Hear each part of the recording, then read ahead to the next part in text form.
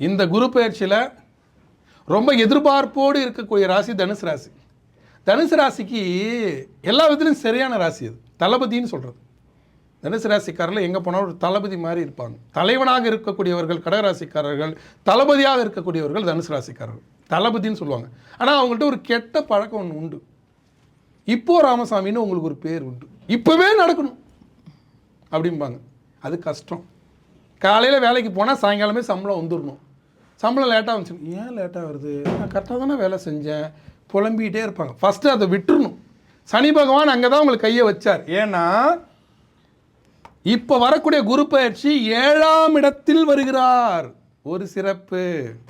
7ஆம் பார்வையாக பார்க்கிறார். அது ஒரு சிறப்பு. பார்வை பலனாகவும் இருக்கு. அதே மாதிரி 7ஆம் இடத்துக்கும் வருகிறார். இது எல்லாம் சேர்ந்து மிகப்பெரிய லாபம். 150 நாட்கள் டப்பு டப்பு டப்புன்னு தூக்கி விட்டுருவார். ஒன்று. இதில் சனி பகவான் என்ன பண்ணுறார் அப்படின்னா 3ஆம் இடத்துலேருந்து 4ஆம் இடத்துக்கு நகர்கிறார். ராகு பகவான் என்ன பண்ணுறாரு? 4ஆம் இடத்துலேருந்து 3ஆம் இடத்துக்கு நகர்கிறார். அப்படியே பரிவர்த்தனை ஆகும்.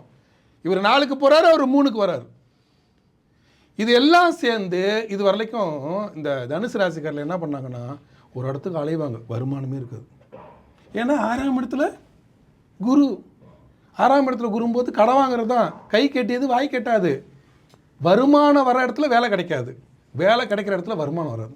இது எல்லாம் முடிவுக்கு வரப்போகுது. இந்த குரு பயிற்சி 7ஆம் இடம். திடீர் திருமணம், வெளிநாட்டு பயணம், உங்களுடைய திறமைக்கான அங்கீகாரம், கலைத்துறை சார்ந்தவர்களுக்கு வாழ்க்கை, திடீர்னு வேலை, திடீர்னு குழந்தை பேர், எல்லாம் திடீர்னு நல்ல விஷயங்கள் நடக்கும். ஆனால் 4ஆம் இடத்தில் சனி பகவான் நகரும் போது தாயாருடைய உடல்நிலை பாதிப்பு, தாய் வழி பாட்டிக்கு கண்டம், சொத்து பிரச்சனை, இடப்பிரச்சனை, சகோதர வழி பிரச்சனை, இது எல்லாம் கொடுக்கும். ஆனால் இது எல்லாத்தையும் குருபலத்தால் சமாளித்து வெற்றி காணக்கூடிய ஒரு அற்புதமான காலம்.